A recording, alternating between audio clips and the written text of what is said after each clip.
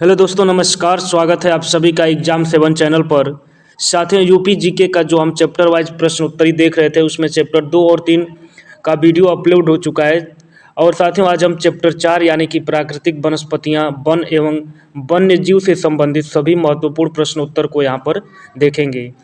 तो साथियों, यह वीडियो बहुत ही महत्वपूर्ण होने वाला है। और साथियों, अगर प्लीज़ आप इस चैनल पर फर्स्ट टाइम विजिट कर रहे हैं तो प्लीज़ एग्जाम 7 चैनल को साथियों सब्सक्राइब कीजिएगा और वीडियो को भी लाइक कीजिएगा। और साथियों, मैं आपसे उम्मीद करूंगा कि आप ज़रूर नीचे मुझे कमेंट में भी कुछ सुझाव देंगे, ताकि मैं जो भी कंटेंट है या जो भी हमारी स्ट्रेटजी है उसको और अच्छा बना सकें, ताकि आप सभी जो है लाभान्वित हो सकें।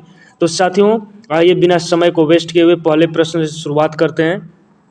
और हाँ, व्याख्या को थोड़ा सा आप ध्यान से सुनने का प्रयत्न कीजिएगा। यह जो बुक है वो लेटेस्ट यूपी ट्रिपल एससी में जो अभी 3-4 साल में जो जिस तरह से प्रश्न उत्तर यूपी से पूछा जा रहा है, उसी के अकॉर्डिंग यह जो है प्रैक्टिस सेट जो है पूरा, इसमें आपको इस तरह से ही संबंधित प्रश्न देखने को मिलेगा। तो आइए शुरुआत करते हैं। उत्तर प्रदेश का कछुआ अभ्यारण्य निम्नलिखित में से किस जिले से संबंधित है?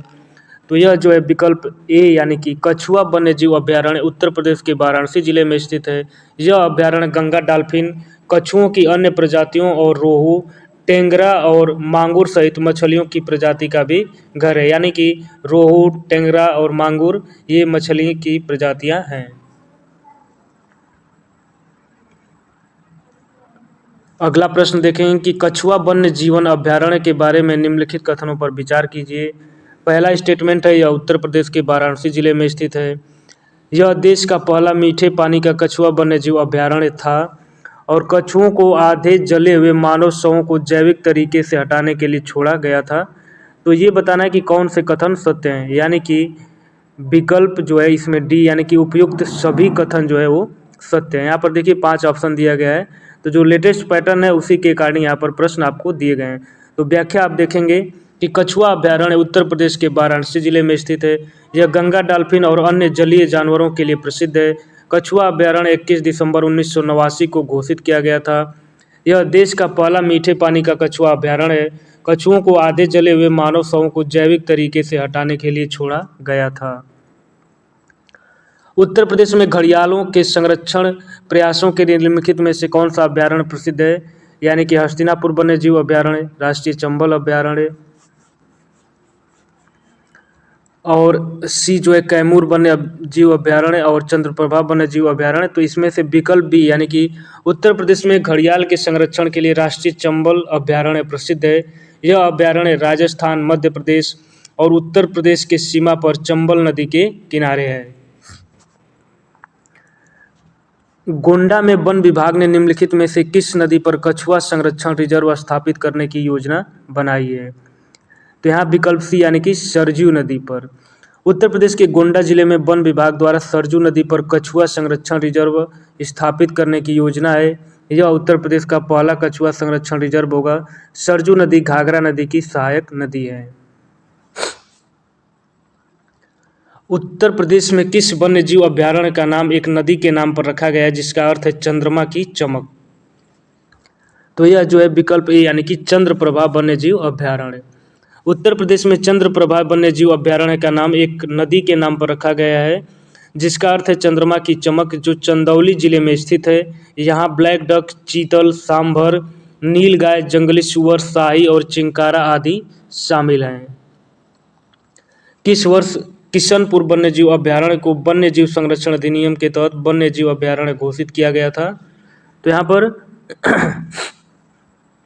पूरा व्याख्या देखेंगे तो पूरा प्रश्न जो है क्लियर हो जाएगा कि किशनपुर वन्य जीव अभ्यारण्य उत्तर प्रदेश के पास दुधवा टाइगर रिजर्व का एक हिस्सा है। वर्ष 1972 में वन्य जीव संरक्षण अधिनियम के तहत वन्य जीव अभ्यारण्य घोषित किया गया। यहाँ टाइगर, तेंदुआ, अजगर, हिरण, घड़ियाल, जंगली सुअर एवं पक्षियों का घर है। निम्नलिखित में से कौन उत्तर प्रदेश में स्थित नहीं है? यानी कि दुधवा राष्ट्रीय उद्यान, भीमराव अंबेडकर पक्षी वन्यजीव, हस्तिनापुर वन्यजीव अभ्यारण्य और कान्हा राष्ट्रीय उद्यान। तो यहाँ पर जो है कान्हा राष्ट्रीय उद्यान मध्य प्रदेश राज्य में स्थित एक बाघ अभ्यारण्य है। इसे 1 जून 1955 को राष्ट्रीय उद्यान तथा वर्ष 1973 में बाघ अभ्यारण्य घोषित किया गया। और यह उत्तर प्रदेश में नहीं बल्कि मध्य प्रदेश का सबसे बड़ा राष्ट्रीय उद्यान है। उत्तर प्रदेश के निम्नलिखित शहरों में से सबसे छोटा वन अभ्यारण्य कहाँ स्थित है? तो यह जो है विकल्प बी यानी कि पटना वन्यजीव अभ्यारण्य एटा। व्याख्या देखते हैं कि पटना पश्चिम बिहार उत्तर प्रदेश का सबसे छोटा वन्य अभ्यारण्य है। यह एटा जिले में स्थित है और इसकी स्थापना 1991 ईस्वी में हुई थी। इसका क्षेत्रफल 108 हेक्टेयर में फैला हुआ है। गंगा डॉल्फिन को कहा जाता है तो इसे विकल्प डी यानी कि सूसू कहा जाता है। गंगा डॉल्फिन गंगा नदी में पाई जाने वाली जलीय जीव है। इसे भारत का राष्ट्रीय जलीय जीव 2009 में घोषित किया गया था। इसे सूसू भी कहा जाता है। किशनपुर वन्य जीव अभ्यारण्य का एक हिस्सा है तो यह जो है विकल्प सी यानी कि दुधवा नेशनल पार्क। पूरा व्याख्या देखेंगे। किशनपुर वन्य जीव अभ्यारण्य दुधवा नेशनल पार्क का एक हिस्सा है। दुधवा नेशनल पार्क उत्तर प्रदेश के लखीमपुर जिले में है। यह अभ्यारण्य 1977 में स्थापित किया गया था। ये जितने फैक्ट्स हैं ये आपको पूरा ध्यान रखना है क्योंकि इनसे भी क्वेश्चन बन सकते हैं। यह तेंदुए, टाइगर्स, अजगर, बार्किंग हिरण, घड़ियाल, जंगली सूअर और दलदली पक्षियों का घर है। यह अभ्यारण्य साल, सागौन और जामुन के घने पर्णपाती जंगल से आच्छादित है। कॉर्बेट नेशनल पार्क उत्तराखंड में है और नीलगिरी बायोस्फीयर रिजर्व तमिलनाडु में स्थित है। निम्नलिखित में से कौन सा उत्तर प्रदेश के उष्णकटिबंधीय शुष्क पर्णपाती वनों में पाया जाता है? यानी कि झिंगल, पलाश, महुआ और कोके। तो यहाँ पर पूरा व्याख्या देखेंगे। यहाँ पर विकल्प बी यानी कि उत्तर प्रदेश में उष्णकटिबंधीय शुष्क पर्णपाती वन पूर्व, मध्य एवं पश्चिमी मैदानों में पाए जाते हैं। यहाँ के प्रमुख वृक्षों में साल, पलाश, अंजीर, अमलतास आदि हैं, जबकि नदी तट के नम वाले क्षेत्रों में नीम, पीपल, शीशम, महुआ, बबूल आदि वृक्ष होते हैं। राष्ट्रीय चंबल अभ्यारण्य किस लुप्त प्राय प्रजाति के लिए घर है? तो यह जो है विकल्प यानी कि घड़ियाल। राष्ट्रीय चंबल अभ्यारण्य घड़ियाल प्रजाति का घर है। इसे राष्ट्रीय चंबल घड़ियाल वन्यजीव अभ्यारण्य के नाम से जाना जाता है। यह भारत का एक संरक्षित क्षेत्र है जो गंभीर रूप से विलुप्त प्राय घड़ियाल, लाल मुकुट कछुआ और विलुप्त प्राय गंगा की सूसू की रक्षा के लिए बनाया गया है। उत्तर प्रदेश में वर्तमान वन क्षेत्रफल केवल है। तो यह जो है 2021 में प्रश्न पूछा गया था। तो आइए पूरा व्याख्या देखेंगे तो क्लियर होगा कि जो फॉरेस्ट रिपोर्ट है उसके अनुसार जो वन का क्षेत्रफल है वो हमेशा बदलता रहता है।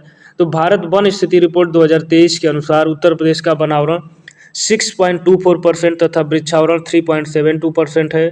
अतः उपयुक्त विकल्पों में कोई भी विकल्प सही नहीं है। ध्यातव्य है कि वन स्थिति रिपोर्ट 2021 की तुलना में 118.43 वर्ग किलोमीटर वन क्षेत्रफल में वृद्धि हुई है। यानी कि जो IFSR है हर 2 वर्ष पर अपडेट होती है। तो 2021 की तुलना में 2023 में 118.43 वर्ग किलोमीटर वन क्षेत्रफल में वृद्धि हुई है। और उत्तर प्रदेश के सर्वाधिक वन आवरण क्षेत्रफल वाले जिले क्रमशः सोनभद्र 2407.87 वर्ग किलोमीटर, खीरी यानी कि लखीमपुर खीरी 1234.13 वर्ग किलोमीटर, मिर्ज़ापुर 736.91 वर्ग किलोमीटर, पीलीभीत 673.84 वर्ग किलोमीटर और उसके पश्चात चित्रकूट यानी कि 636.56 वर्ग किलोमीटर वन आवरण वाले क्षेत्रफल जो है इन जिलों के पास क्रमशः जो है। उत्तर प्रदेश में लायन सफारी कहाँ स्थापित हो रही है? तो यह विकल्प बी यानी कि इटावा। उत्तर प्रदेश के इटावा में 350 हेक्टेयर क्षेत्र में लायन सफारी स्थापित हो रही है। यह 8 किलोमीटर की परिधि वाला एशिया के सबसे बड़े सफारी पार्कों में से एक है। ध्यातव्य है कि इटावा लायन सफारी को पहली बार 2006 में प्रस्तावित किया गया था तथा मई 2012 में इसका कार्य शुरू हुआ था। उत्तर प्रदेश में कितने टाइगर रिजर्व हैं? तो यह जो है विकल्प सी यानी कि 4। साथियों इस प्रश्न को थोड़ा सा आप अपडेट कर लीजिएगा क्योंकि टाइगर रिजर्वों की संख्या उत्तर प्रदेश में बढ़ गई है। फिलहाल इस प्रश्न के अनुसार उत्तर प्रदेश में कुल 4 टाइगर रिजर्व हैं। पहला दुधवा राष्ट्रीय उद्यान, दूसरा Pilibhit tiger reserve, Amangarh tiger reserve और रानीपुर वन्यजीव अभ्यारण्य। हाल ही में उत्तर प्रदेश ने चित्रकूट जिले के रानीपुर वन्यजीव अभ्यारण्य RWS में राज्य के चौथे बाघ अभ्यारण्य की अधिसूचना को मंजूरी दी है। तो थोड़ा सा इस पर अपडेट आप देख लीजिएगा।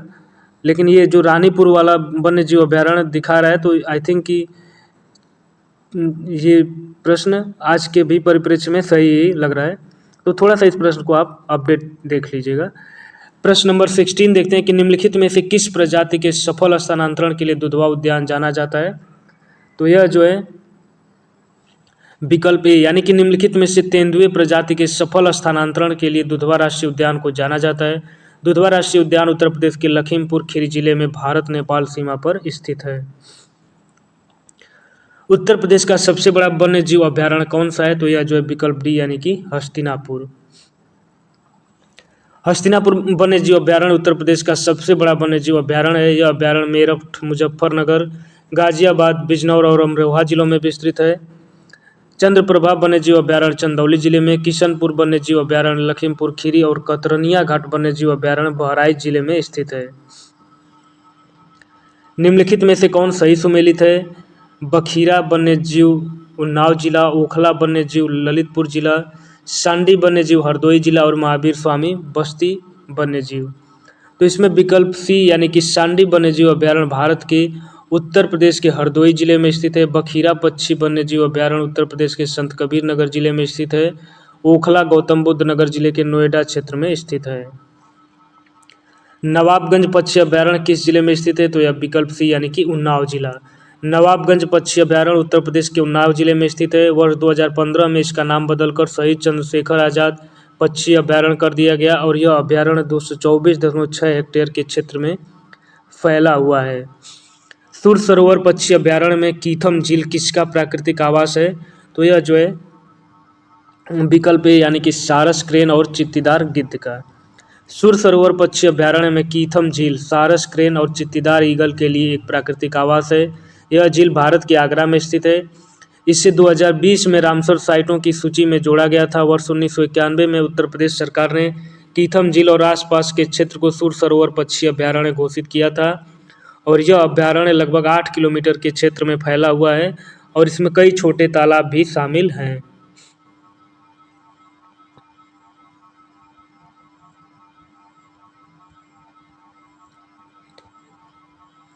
प्रश्न नंबर 21 देखते हैं कि दुधवा राष्ट्रीय उद्यान कितने वर्ग क्षेत्र में फैला हुआ है? तो यह जो है विकल्प सी यानी कि 490 वर्ग किलोमीटर। दुधवा राष्ट्रीय उद्यान 490.3 वर्ग किलोमीटर के क्षेत्र में फैला हुआ है। यह उत्तर प्रदेश के लखीमपुर खीरी जिले में स्थित है। यह वर्ष 1977 में स्थापित किया गया था और यह बाघों और बारहसिंगा के लिए प्रसिद्ध है। निम्नलिखित में से कौन सा पक्षी अभ्यारण्य उत्तर प्रदेश में स्थित है? तो यह जो है विकल्प ए यानी कि नवाबगंज। नवाबगंज पक्षी अभ्यारण्य जिसका नाम बदलकर शहीद चंद्रशेखर आज़ाद पक्षी अभ्यारण्य वर्ष 2015 में कर दिया गया है, उत्तर प्रदेश के कानपुर लखनऊ राजमार्ग पर उन्नाव जिले में स्थित है। यह अभ्यारण्य 250 प्रकार के प्रवासी पक्षियों को संरक्षण प्रदान करता है। निम्न में से कौन से बाघ अभ्यारण्य उत्तर प्रदेश में स्थित हैं? तो यह जो है विकल्प डी यानी कि दुधवा, अमनगढ़, पीलीभीत उत्तर प्रदेश में स्थित हैं। वर्तमान में उत्तर प्रदेश में 3 बाघ अभ्यारण्य है जो निम्न है: दुधवा, लखीमपुर खीरी, पीलीभीत तथा अमनगढ़ बिजनौर। 1973 में प्रोजेक्ट टाइगर शुरू किया गया था जिसके अंतर्गत प्रारंभ में 9 बाघ रिजर्व बनाए गए थे जो वर्तमान में बढ़कर 58 हो गए हैं। उत्तर प्रदेश में राष्ट्रीय पार्क तथा अभ्यारण्य से संबंधित युग्मों में से कौन सा युग्म बेमेल है? तो यहाँ पर विकल्प बी यानी कि कतरनिया घाट अभ्यारण्य पीलीभीत यही सुमेलित नहीं है क्योंकि उपरोक्त विकल्प में कतरनिया घाट अभ्यारण्य पीलीभीत में स्थित न होकर बहराइच में स्थित है। इसकी स्थापना 1975 में हुई थी और सन 1987 में इसे बाघ संरक्षण के लिए प्रोजेक्ट टाइगर के अधीन लाया गया। बाकी चंद्रप्रभा वन्यजीव अभ्यारण्य चंदौली जिला, दुधवा राष्ट्रीय उद्यान लखीमपुर खीरी और रानीपुर अभ्यारण्य चित्रकूट जिले से संबंधित हैं। नवाबगंज पक्षी अभ्यारण्य किस जिले में स्थित है? तो यहाँ पर व्याख्या देखेंगे। उत्तर प्रदेश राज्य के महत्वपूर्ण पक्षी अभ्यारण्य तथा उनसे संबंधित जिलों के नाम देख लेते हैं। तो जो नवाबगंज पक्षी अभ्यारण्य है जो प्रश्न में पूछा गया है वो उन्नाव जिले में स्थित है। सांडी पक्षी अभ्यारण्य हरदोई में, समसपुर पक्षी अभ्यारण्य रायबरेली में, समन पक्षी अभ्यारण्य मैनपुरी में और पार्वती अरंगा पक्षी विहार जो है अभ्यारण्य ये गोंडा जिले में स्थित है। सुरहाताल प्रसिद्ध अभ्यारण्य है जिसमें साइबेरिया और अन्य ठंडे क्षेत्रों से कई प्रवासी पक्षी भी आते हैं। उत्तर प्रदेश के निम्नलिखित में से किस जिले में स्थित है? तो सुरहाताल प्रसिद्ध अभ्यारण्य है जिसमें साइबेरिया और अन्य ठंडे क्षेत्रों से कई प्रवासी पक्षी भी आते हैं। यह उत्तर प्रदेश के बलिया जिले में स्थित है। अतः विकल्प डी जो है वो इस प्रश्न का सही उत्तर होगा। बीर अब्दुल हमीद फॉरेस्ट वन्य जीवन एवं पर्यावरण संरक्षण पुरस्कार योजना किस वर्ष शुरू की गई थी? तो यह जो है विकल्प बी यानी कि 2012-13 में। बीर अब्दुल हमीद फॉरेस्ट वन्य जीवन एवं पर्यावरण संरक्षण पुरस्कार योजना उत्तर प्रदेश सरकार ने वर्ष 2012-13 से प्रारंभ की गई। इस पुरस्कार को आरंभ करने का उद्देश्य समाज में वन एवं वन्य जीवों के संरक्षण की भावना जागृत करना है। निम्नलिखित में से किस जानवर की रक्षा के लिए हस्तिनापुर वन्य जीव अभ्यारण्य की स्थापना वर्ष 1986 में की गई थी? तो यह जो है विकल्प बी यानी कि दलदल हिरण। उत्तर प्रदेश के मेरठ जिले में स्थित हस्तिनापुर वन्य जीव अभ्यारण्य की स्थापना 1986 ईस्वी में की गई थी। इसे दलदली हिरणों के संरक्षण के उद्देश्य से स्थापित किया गया था। दलदली हिरण को बारहसिंघा भी कहा जाता है और इस अभ्यारण्य में सांभर, चीता, नीलगाय तथा जंगली बिल्ली आदि जीव भी पाए जाते हैं। वर्तमान में इस अभ्यारण्य का विस्तार गाजियाबाद, बिजनौर और ज्योतिबा फूले नगर, अमरोहा जिलों में भी है। आयोग ने इस प्रश्न का प्रारंभिक उत्तर विकल्प डी माना है, यानी कि बाघ। उत्तर प्रदेश के निम्नलिखित में से कौन सा वन्यजीव अभ्यारण्य 1975 में स्थापित किया गया था? तो यह जो है विकल्प बी यानी कि कतरनिया घाट। प्रश्न में दिए गए वन्यजीव अभ्यारण्य का सही स्थापित वर्ष निम्नलिखित है। कतरनिया घाट वन्यजीव अभ्यारण्य 1975 में, किशनपुर वन्यजीव अभ्यारण्य 1972 में और चंबल वन्यजीव अभ्यारण्य जो है वर्ष 1979 में स्थापित किया गया था। उत्तर प्रदेश में रायपुर नामक कोई भी वन्यजीव अभ्यारण्य स्थापित नहीं किया गया है। यद्यपि रानीपुर वन्यजीव अभ्यारण्य की स्थापना वर्ष 1977 में हुई थी और 31 मई 1976 को उत्तर प्रदेश सरकार द्वारा कतरनिया घाट आरक्षित वन क्षेत्र को वन्यजीव विहार घोषित किया गया था। चंद्रप्रभा वन्यजीव अभ्यारण्य उत्तर प्रदेश का एक प्रमुख वन्यजीव अभ्यारण्य है। निम्नलिखित में से कहाँ पर अवस्थित है? ये देख रहे हैं कितनी बार ये प्रश्न पूछा गया है, पूरा भरमार लगा हुआ है यहाँ पर। यूपीपीएससी, पॉलिटेक्निक, हाई कोर्ट, तो बहुत ही महत्वपूर्ण प्रश्न है, तो इस प्रश्न को भी थोड़ा निपटा लेते हैं कि चंद्रप्रभा वन्यजीव विहार अभ्यारण्य उत्तर प्रदेश के चंदौली जिले में अवस्थित है और यह अभ्यारण्य लगभग 78 वर्ग किलोमीटर में फैला हुआ है और इसकी स्थापना 1957 में की गई थी। विजय सागर पक्षी विहार निम्नलिखित में से उत्तर प्रदेश के किस स्थान पर स्थित है? तो यह जो है विकल्प ए यानी कि महोबा। विजय सागर पक्षी विहार उत्तर प्रदेश के महोबा जिले में स्थित है, जो एक पक्षी अभ्यारण्य है जो विजय सागर झील के किनारे स्थित है। उत्तर प्रदेश में अमनगढ़ टाइगर रिजर्व निम्नलिखित में से किस टाइगर रिजर्व का हिस्सा है? तो यह जो है विकल्प सी यानी कि कार्बेट। अमनगढ़ टाइगर रिजर्व मूल रूप से जिम कॉर्बेट नेशनल पार्क का हिस्सा था। उत्तर प्रदेश से उत्तराखंड राज्य बनने के बाद जिम कॉर्बेट उत्तराखंड में चला गया और अमनगढ़ उत्तर प्रदेश में बना रहा। इसका क्षेत्रफल लगभग 578 वर्ग किलोमीटर है। इसे वर्ष 2012 में बाघ अभ्यारण्य घोषित किया गया। उत्तर प्रदेश में मयूर संरक्षण केंद्र निम्नलिखित में से किस स्थान जनपद में स्थित है?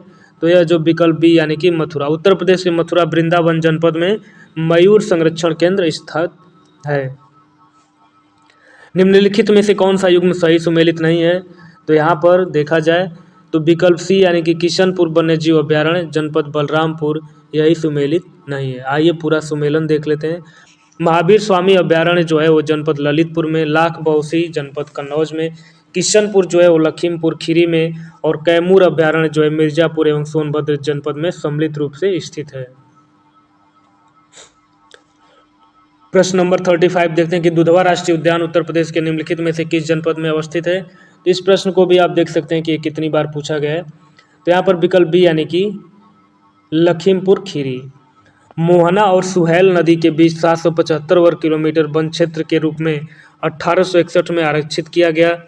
1977 में सरकार ने लखीमपुर खीरी जिले के 614 वर्ग किलोमीटर क्षेत्र को दुधवा राष्ट्रीय उद्यान के रूप में आरक्षित घोषित किया। दुधवा से लगभग 30 किलोमीटर दूर स्थित एक अन्य आरक्षित क्षेत्र किशनपुर अभ्यारण्य एवं कतरनिया घाट को मिलाकर 1987 में दुधवा टाइगर रिजर्व बनाया गया।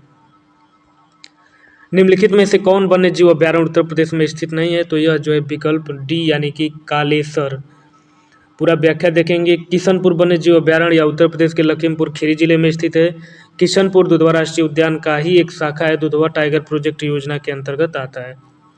कतरनिया घाट वन्य जीव अभ्यारण्य या उत्तर प्रदेश के बहराइच जिले में स्थित है।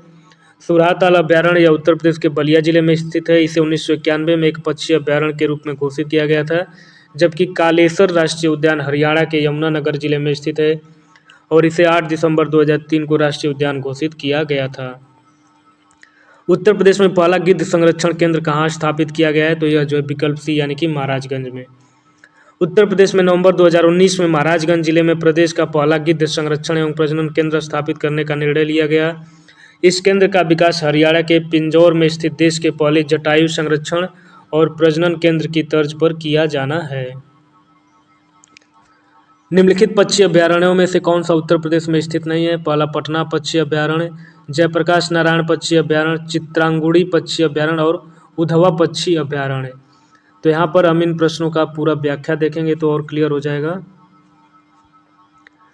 यहाँ पर विकल्प डी यानी कि चित्रांगुड़ी पक्षी अभयारण्य तमिलनाडु व उधवा पक्षी अभयारण्य झारखंड में स्थित है, जबकि पटना पक्षी अभयारण्य उत्तर प्रदेश के एटा जिले व जयप्रकाश नारायण पक्षी अभयारण्य सुरहाताल का ही नाम है जो बलिया जिले में स्थित है। वर्तमान में उत्तर प्रदेश में वन क्षेत्र हैं मात्र, तो यह जो है 2004 से में पूछा गया प्रश्न है, तो इस प्रश्न को अगर हम नहीं देखेंगे तो अच्छा है, क्योंकि यह जो डेटा कंफ्यूज करेगा। उत्तर प्रदेश में वन महोत्सव सप्ताह मनाया जाता है, तो यह विकल्प बी सी यानी कि 1 जुलाई से 7 जुलाई। कई बार बोलने में बी सी थोड़ा सा शब्दों का कन्फ्यूजन हो जाता है, लेकिन जो व्याख्या में दिया गया है, जिस व्याख्या को मैं पढ़ रहा हूँ वही सही है, तो आप व्याख्या पर ज़्यादा विशेष ध्यान दीजिएगा कि उत्तर प्रदेश में वन महोत्सव सप्ताह 1 जुलाई से 7 जुलाई तक प्रत्येक वर्ष मनाया जाता है। उसका उद्देश्य लोगों को वृक्षारोपण के लिए प्रोत्साहन देना है। यहाँ पर सूची 1 को सूची 2 से सुमेलन करना है, तो पूरा सीधा हम सुमेलन पर ही देख लेते हैं कि जो नवाबगंज पक्षी विहार है वो उन्नाव जिले में स्थित है। ओखला पक्षी विहार जो है गाजियाबाद नोएडा में मान सकते हैं। समसपुर पक्षी विहार रायबरेली और पार्वती रंगा पक्षी विहार गोंडा से जिले से संबंधित है। यहाँ पर एक स्टार पॉइंट भी बनाकर लिखा है कि ओखला पक्षी विहार जो है गौतम बुद्ध नगर जिले में स्थित है। उत्तर प्रदेश में नवाबगंज पक्षी विहार स्थित है, तो यह विकल्प जो है कि डी यानी कि उन्नाव जनपद में स्थित है। यहाँ पर जो राज्य और राष्ट्रीय उद्यान देखना है, उत्तर प्रदेश असम उड़ीसा कर्नाटक बांदीपुर राजा जी शिमलीपाल मानस, तो पूरा व्याख्या में देखेंगे। तो यहाँ पर जो मानस राष्ट्रीय उद्यान है वो असम राज्य में स्थित है, शिमलीपाल उड़ीसा राज्य में, बांदीपुर कर्नाटक राज्य में और राजा जी राष्ट्रीय उद्यान जो है उत्तर प्रदेश में स्थित है। वर्ष 2000 में उत्तराखंड बनने के बाद राजा जी राष्ट्रीय उद्यान उत्तर प्रदेश से उत्तराखंड में चला गया है। तो ये जो कुछ प्रश्न हैं बहुत पुराने प्रश्न हैं, तो उनको हम अपडेट करके देख लेते हैं। पुराने डेटा को आप नज़रअंदाज करिएगा। निम्नलिखित में से कौन सा युग्म सही सुमेलित नहीं है? तो यहाँ पर देखेंगे विकल्प ए यानी कि यहाँ पूरा सही सुमेलन देख लेते हैं कि गंगा डॉल्फिन सैंक्चुअरी जो है वो भागलपुर में, भारतीय पशु अनुसंधान संस्थान बरेली में, पक्षी सैंक्चुअरी भरतपुर में और राष्ट्रीय डेयरी अनुसंधान संस्थान करनाल में स्थित है। उत्तर प्रदेश में एक बब्बर शेर सफारी स्थापित किया जा रहा है, तो यह विकल्प बी यानी कि इटावा में। बब्बर शेर सफारी उत्तर प्रदेश के इटावा जिले में स्थापित किया गया है। निम्नलिखित जनपदों में से कौन सर्वाधिक वन आच्छादित है? तो यहाँ पर विकल्प बी यानी कि सोनभद्र। वन स्थिति रिपोर्ट 2023 के अनुसार उत्तर प्रदेश में सर्वाधिक वन आच्छादित जनपद सोनभद्र है। उत्तर प्रदेश में सर्वाधिक वन प्रतिशत वाले जिले क्रमशः सोनभद्र, चंदौली और श्रावस्ती हैं। सुरहाताल पक्षी विहार अवस्थित है, तो यह विकल्प डी यानी कि बलिया में। सुरहाताल पक्षी विहार उत्तर प्रदेश के बलिया जिले में स्थित है। सुरहाताल या सुरहा गंगा और सरयू के दोआब में स्थित एक गोखुर झील है जो गंगा नदी द्वारा निर्मित है और यह ताल प्रवासी पक्षियों के लिए प्रसिद्ध है। सुरहाताल पक्षी विहार की स्थापना वर्ष 1991 में हुआ था। यह 34.13 वर्ग किलोमीटर के क्षेत्रफल में फैला हुआ है। निम्नलिखित में से कौन सा पक्षी अभयारण्य उत्तर प्रदेश में स्थित है? तो यह जो है विकल्प ए यानी कि समसपुर पक्षी अभयारण्य। ये देख लेते हैं कि समसपुर पक्षी अभयारण्य उत्तर प्रदेश से संबंधित है। वेदांतंगल पक्षी अभयारण्य तमिलनाडु, घाट प्रभा पक्षी अभयारण्य कर्नाटक और जायकवाड़ी पक्षी अभयारण्य महाराष्ट्र और चंद्रप्रभा वन्यजीव अभयारण्य उत्तर प्रदेश राज्य से संबंधित है। यहाँ पर भारत के किस राज्य में स्थित है? तो ये प्रश्न में पूरा डेटा नहीं है। अगला प्रश्न देखेंगे कि उत्तर प्रदेश वन निगम कब स्थापित किया गया था? तो यह स्टैटिक डेटा है, इसको आपको याद रखना जरूरी है क्योंकि ये पूछा जा सकता है। उत्तर प्रदेश में वनों की अधिक प्रभावी बनाने के लिए संरक्षण, विकास तथा वनोपज के वैज्ञानिक विदोहन के लिए स्थानीय प्राधिकरण के रूप में उत्तर प्रदेश वन निगम अधिनियम 1974 के अंतर्गत 25 नवंबर 1974 को उत्तर प्रदेश वन निगम की स्थापना हुई और इसका मुख्यालय लखनऊ में स्थित है। अतः 25 नवंबर 1974 की जो डेट है वो महत्वपूर्ण डेट है क्योंकि इसी दिन उत्तर प्रदेश वन निगम की स्थापना हुई थी। निम्नलिखित में से बाघों के संरक्षण से संबंधित कौन सा स्थल उत्तर प्रदेश में स्थित है? तो यह जो है विकल्प बी यानी कि अमनगढ़। उत्तर प्रदेश में बाघों के संरक्षण हेतु 3 टाइगर रिजर्व स्थापित किए गए हैं। जो डेटा बदल गया है, अभी टाइगर रिजर्व की संख्या ज़्यादा हो गई है। पहला tiger reserve Dudhwa tiger reserve Lakhimpur Kheri है, जो 1987 में बनाया गया था। तो इस डेटा में जो इसमें कुछ महत्वपूर्ण डेटा है उनको आप याद रखेंगे। दूसरा जो अमनगढ़ टाइगर रिजर्व है बिजनौर में, जिसकी घोषणा वर्ष 2012 में, तथा तीसरा पीलीभीत टाइगर रिजर्व जिसकी स्थापना वर्ष 2014 में की गई थी। हाल ही में उत्तर प्रदेश के रानीपुर वन्यजीव अभ्यारण्य, जो चित्रकूट जिले में स्थित है, को राज्य के चौथे तथा भारत का 53वां बाघ अभ्यारण्य के रूप में अधिसूचित किया गया है। यह बुंदेलखंड क्षेत्र में उत्तर प्रदेश का पहला टाइगर रिजर्व होगा। भारत में बाघ संरक्षण परियोजना 1 अप्रैल 1973 को देश के तत्कालीन प्रधानमंत्री इंदिरा गांधी द्वारा देश के प्रथम राष्ट्रीय उद्यान जिम कॉर्बेट राष्ट्रीय उद्यान उत्तराखंड से शुभारंभ किया गया था। तो साथियों, इस तरह से चैप्टर 4 से संबंधित जितने भी प्रश्न बन सकते थे, यानी कि 51 प्रश्नों को हमने व्याख्या सहित यहाँ पर देख लिया। साथियों, वीडियो तो लंबा हो जाएगा, लेकिन हम चाहते हैं कि